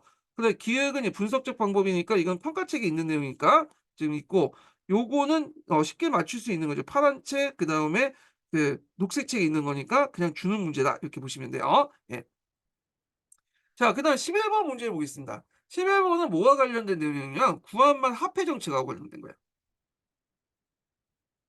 그래서 구한말 화폐 정책은 구한말 관련된 경제에서 할 때 제일 많이 나온 부분이 그 화폐 정책 관련된 내용이죠. 그래서 근데 요게 내용 보시면 사료가 주어지고 또 예전에 나왔던 것보다 좀 더 어렵게 나왔어요, 이 구한말 화폐 정책. 그래서 이 구한말 화폐 정책을 좀 풀기 전에 전반적인 흐름을 좀 보고 얘기를 좀 하고 할게요. 정리 내용을 좀 보고 풀어 보겠습니다. 예. 잠깐만요. 제가 요번에 어 기본 강의 교재를 다시 개편했거든요. 이게 18년 이후부터 한 번도 개편이 안 되고 강의를 안 했어요. 근데 요번에 인제 개편 다시 하고 강의를 했어요. 강의하려고 해요 지금. 그래 가지고 내용도 이제 많고 거의 600 페이지 정도 해 가지고 개편을 했는데, 요 부분에 구한말 화폐 정책 내용을 좀 핵 몇 개 엑기스만 뽑아 가지고 정리를 좀 해 봤거든요. 여기 보면, 자, 구한말 화폐 정책 내용 보면요. 먼저 이 화폐 정책과 관련된 내용이 조일소 조교 부록에 있어요. 강화도 조약의 부속 조약이죠. 여기를 보면 개항장에서 일본 엔화만 유통한다. 그래서 이제 개항장 안에서 한 거예요. 이때 이제 엔화는 일본 은행권을 바탕으로, 일본 은행 일본 엔화는 은본위제에 입각해서 이제 한 거고. 자, 그다음에 인제 우리나라 독자적인 어떤 그 화폐를 만들기 위해서 요번에 기출문에 전환국을 설치했죠. 그 관련된 사료가 요 사료죠. 전환국, 이걸 지웠어야 되는데, 예. 하여튼 그래서 전환골 궁극 암호내 소득시켜 통제하는 방안을 철저하게 조치한 명을 세웠다. 그래서 이제 전환국 관련된 내용이 있고, 그럼 전환국 설치의 목적이 뭐냐? 오늘날 같이 조폐공사로서 이게 화폐를 찍어내는 곳이잖아요. 예. 그러니까 재정 위기를 이제 보완하고 문란해진 통화 정책을 정비하기 위해서 이렇게 했고요. 역할은 화폐 반응이요. 근데 요때 이제 주로 발행된 화폐는 백동화예요, 백동화. 그래서 이 전환국에서 백동화를 마구 찍어냈죠. 그래서 우리가 이제 알고 있는 백동화 인플레이션 같은 것들을 이제 했는데, 자, 한계를 보면 백동화 남발과 위조, 요 관련된 내용이 예전에 기출문에 나왔던 거고요. 그다음에 일본에서 밀수입 등으로 국내 통화가 급증. 백동화가 특히 일본 상인들이 뭐냐면 일본에서 제조해 가지고 이제 뭐냐면 유통시켰거든. 그래서 이런 것들에서 이제 통화의 급증해서 백동화 인플레이션이 원인이 됐고요. 그래서 화폐 가치가 폭락해서 물가가 폭등했다. 자, 의뢰를 보면 이 전환국은 조선사에서 근대적인 화폐제를 도입하는 선구자 역할을 했고요. 결국에는 메가드 화폐 개혁을 하면서 그 당시 이제 백동을 다 없앴잖아요. 그 과정에서 전환국을 폐지하고 이제 했죠. 그때 폐지했던 사람이 메가다죠. 메가타라죠. 메가타. 예. 해관세 설치를 볼게요. 보통 이제 그 개정된 조율통상장정 그리고 뭐 조미수호통상 조약해 가지고 한계는 있지만 나름대로 관세 자주권 회복했죠. 물론 이제 완벽한 건 아니에요. 협정 관세 형태이기 때문에 완벽하지는 않았지만 뭐냐면 관세 자주권을 회복했는데 요게 계기로 해서 이제 뭐냐면 해관을 설치했어요, 해관. 해관이라는 건 뭐냐면 바다에 들어오는 물품들에게 세금을 부과하는 거야. 바다를 통해서 해에 들어온 물품들에게 그 세금을 부과하는 기관이라고 보시면 되는데 그 당시에는 뭐 육상고통도나 뭐 그 당시 또 그 뭐냐면 비행기 있잖아요. 비행기는 도와올 수 있죠. 비행기는 만들지 않았고 육상고통은 들어오긴 하지만 육상고통은 불편했어요. 대규모 물자들이 들어오려면 해관이 필요하죠. 우리나라 또 삼면의 바다니까.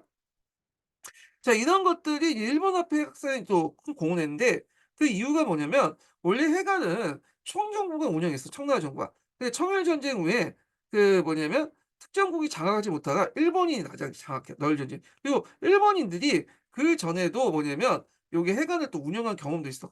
그러니까 청정부가 운영하지만 또 부분 위탁 생산해 갖고 위탁에 일본인들이 실제로 이제 운영을 하고 있다가 이제 너일 전쟁 이후에 완전히 일본이 넘어간 거야, 이게. 그러니까 일본인들은 해관을 이제 만들고 나서 해관세를 징수할 때 어떤 조치를 했냐면 조선화폐 외에도 또 뭘 걷도록 했냐면 일본 화폐도 이게 해관세를 징수했어요. 그러니까 이게 일본 화폐 확산에 큰 역할을 했다. 그래서 일본 애들이 청나라 초기 때 청정부를 대신 위탁해 가지고 운영을 했고 그리고 너일 전쟁 아예 이제 일본인들이 장악해 갖고 했는데 그 과정에서 그 뭐냐면 엔화를 징수했다. 해관세로 엔화를 징수하면서 그 당시 이제 이것 때문에 이제 일본 화폐 확산에 크게 기용했다는 거. 그다음 신식화폐 조례를 볼게요. 요번에 시험 문제에 나온 게 신식화폐 조례거든요. 근데 이 신식화폐 조례가 약간 헷갈린 게 뭐냐면 뒤에 신식화폐 발행장전하고 헷갈린 게 있어. 이게 이건 1892 년에 만든 거고 이거는 이제 우리나라 정부에서 자체적으로 한 거예요. 근데 이에 반해서 신식화폐 장정은 이거 앞에 있는 신식화폐 조례를 개정해서 일본 정부가 주도한 거야. 어, 내용은 비슷비슷하지만 약간 달라요. 예. 그래서 이제 신식화폐 조례의 배경을 보면요.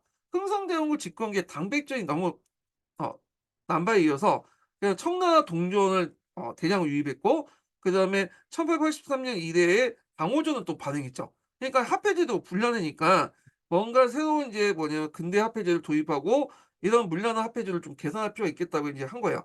그래 갖고 요 내용을 보면요. 은환을 본인으로 했다. 왜냐하면 그 당시 영국을 중심으로 한 이제 그 나라들 선진 국가들이 은본위 화폐 제도를 실시했거든요. 그리고 이제 일본도 그렇고 그래서 은을 본위로 해서 백동화 동화를 동화를 보조하라고 채택한 근대식 화폐 제도다. 그러니까 전환국 이외의 다른 화폐 제도 주주를 부여하며 위조는 고위의 신식 은 동화를 훼손한 자가 있으면 모두 사주율 이게 위조 화폐를 만들었던 이유를 처벌했다. 이렇게 이제 보시면 될 것 같아요. 그래서 이런 내용도 이제 구성됐다. 그래서 은화가 본인 화폐고요. 백동화가 보조 화폐요. 예.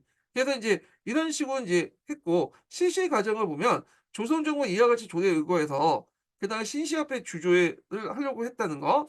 그래서 주조된 화폐는 5냥의 은하, 1냥의 은하 2.5의 백동화 등등등 요게 이제 적동화, 항동화도 이제 했다. 5개인데 근데 이제 이 화폐 주조를 하려고 이제 좀 찍어내려고 하다가 이게 안 됐어. 잘. 왜냐면 일제가 원래는 은을 주겠다고 약속을 했는데 이 은을 이제 뭐냐면 거부를 했죠. 아마 이 지금이라는 게 은인 것 같은데 그래서 거절했기 때문에 중지됐고 그래서 이거조차도 일본에 의해서 인제 뭐냐면 신식화폐 발행 장려를 하잖아요. 그러니까 곧바로 폐지했다. 이렇게 보시면 돼요.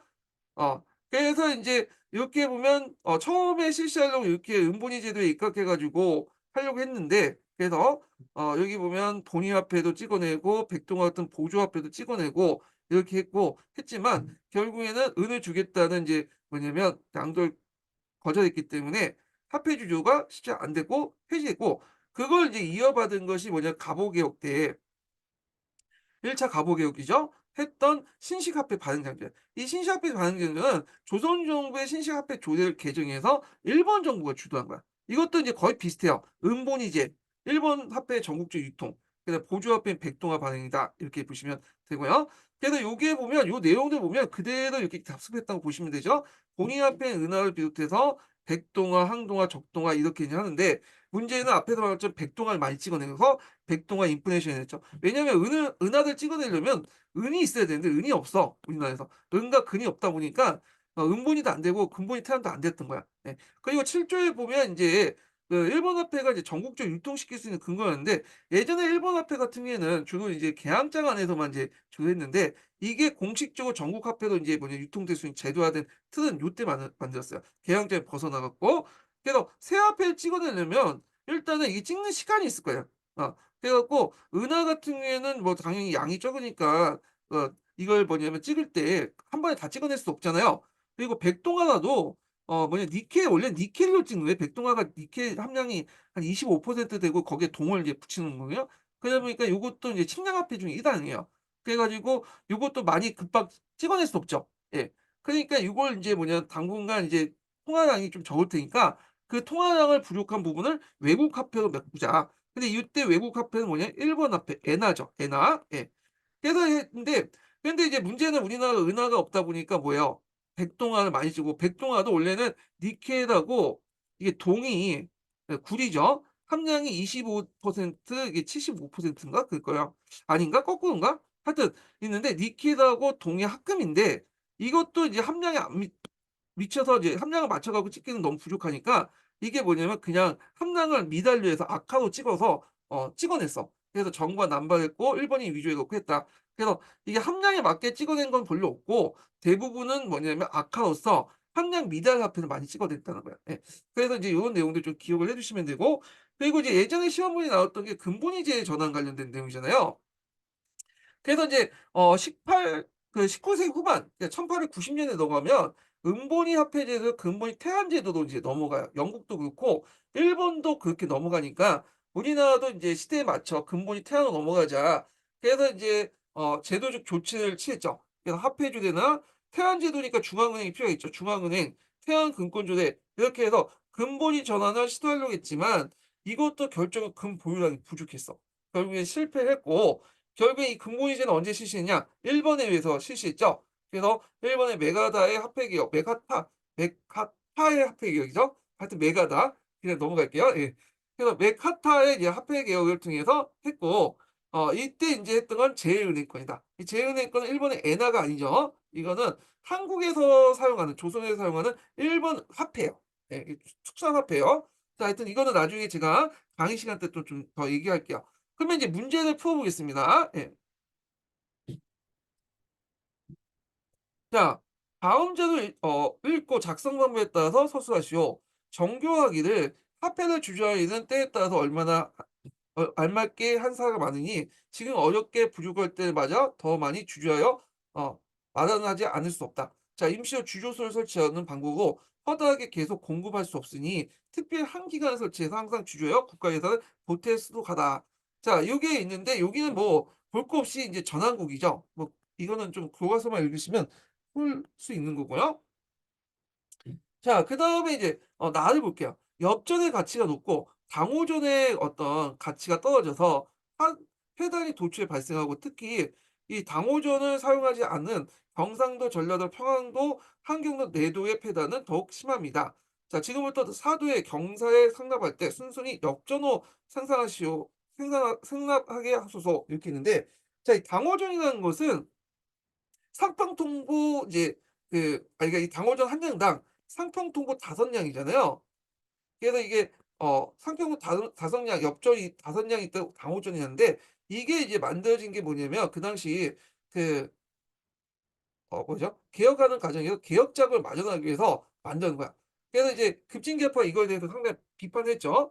근데 당호전 많이 찍다 보니까 이제 당호전의 가치가 확 떨어지고 당호전은 그 상평통의 5량의 어떤 해당하는 금액이다 보니까 요게 5량에 해당하는 구리 함량이 있어야 되는데 구리 함량이 실제로 1량 2량 이것밖에 안 돼. 그러니까 악화가 돼 버린 거야.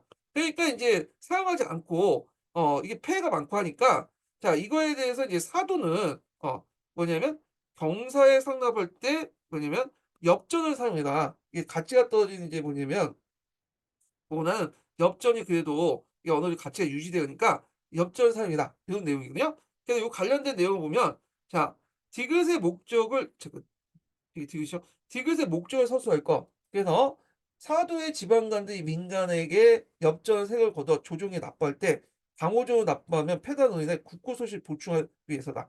그래서 강호조로 납부하면 5냥이라고 이제 납부하지만 실제로 상평도는 1냥, 2냥밖에 안 되잖아요. 근데 장부에는 5냥으로 된 거야. 이게 안 맞죠? 그러니까 이제 그만큼 국고소실 3냥에서 4냥 정도 손실이 나니까 차라리 그냥 엽전 1냥으로 해서 하면 여기 포면 가치하고 장부상 가치하고 요게 있는 이 엽전의 실질 가치가 일치되는 거냐. 그러면 국고 손실을 막을 수 있다. 이렇게 이제 보시면 될 것 같아요.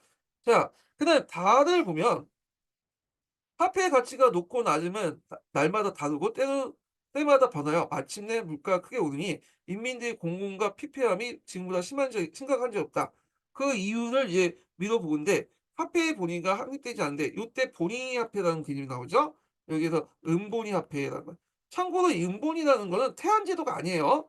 예, 은을 기준으로 해가지고 다른 이제 측량 화폐 보통 무게나 어떤 것들 이제 금속 재질을 잴 수 있는 화폐들이 많으죠. 그 은도 은이 있고 뭐 동이 있고 금이 있고 뭐 이런 것들 뭐 니켈도 여기 있죠. 요길 기준으로 해 갖고 동과 금과 니켈 등등등을 교환하는 거야. 이 측량화폐 교환 기준을 은으로 잡는 거죠. 은을.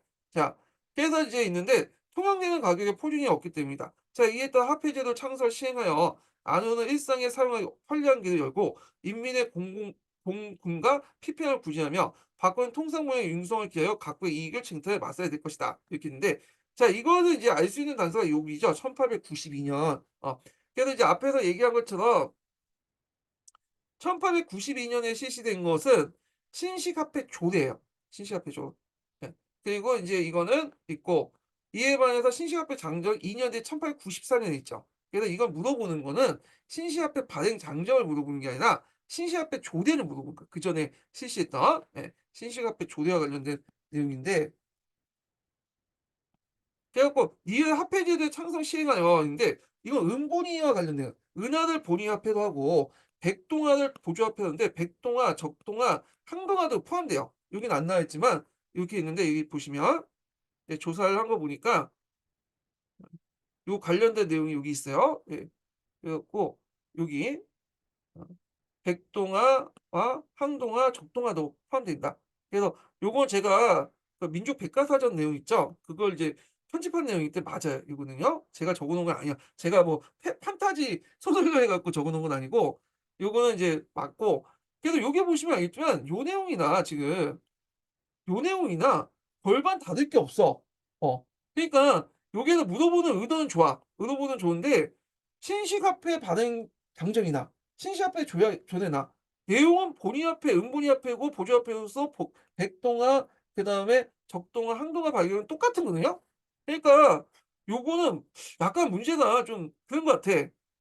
차라리 이거를 1892년하고 요게 무슨 제도냐 명칭 물어보면 참 번번력이 생길 것 같은데 제가 보기에는 이거는 그냥 제 생각에는 요거 모르나 이런 신식화폐 조례를 몰랐던 사람도 그냥 요게 비슷한 것도 요거 끌거다가 쓰면 그냥 맞는 거야. 아마 대부분 사람들은 요걸 이렇게 생각하지 못했을걸요? 그냥 요거니 하고 썼는데 찾아보니까 신식화폐 조례야. 그러니까 요것만 알면 그냥 요거에 이게 뭐냐면 그냥 풀 수 있는 부분이에요. 예. 하여튼 문제가 그래요. 자, 그래서 이제 이렇게 해서 이제 아이고 어디 갔어 얘가. 예. 자, 그래서 이제 간단하게만 이렇게 해서 좀 약소하지만 24년 기출문제 분석 강의는 이제 끝났고요. 자세한 내용은 제가 기출 분석 그 내용에 적어 놓을게요. 그래서 지금 자료 찾아가면서 지금 하나씩 제가 기출 분석 강의 게시판에 올려놓고 있거든요. 그래서 궁금하신 분은 이제 매번 올려놓은 기출 분석 강의실 게시판 가서 보시면 돼요. 기출 분석 게시판에 가서 24년 기출문제 게시판 있어. 거기 가 가지고 하나하나 찾아서 이제 보시면 될 것 같고 지금은 좀 올라가고 있으니까 이게 이제 5월 달까지 이제 4월 달까지 제가 이제 근거 자료 다 찾고 물론 다 아시겠지만 일단 근거 자료 찾고 그다음 5월 달부터 기출문제 분석에 들어갈 거야. 그리고 제가 11월 중순 정도에 이렇게 해 가지고 한글 파일로 해서 올리고 이게 나중에 이제 15.0 내년이죠. 15.0 기출문제 분석에 또 들어가겠습니다. 예. 그래서 혹시 다른 의견이나 또 다른 근거 자료가 있으면 여기 제가 댓글에다 올려 놓을 때 댓글 달아 주시거나 하여튼 운영자 한마디나 이런 교재에 관련된 특수형 교재 의견란을 올려주시면 적극적으로 반영하겠습니다. 제가 보고 이게 타당하면 반영할게요. 예. 자, 그래서 오늘 끝까지 강의 듣느라 수고하셨고요. 예, 다음 어 있고 그다음에 이제 잘 계시길 바랍니다. 예. 그리고 오늘 이렇게 강의 끝낼게요. 예, 오늘 강의 끝까지 듣느라 수고하셨습니다.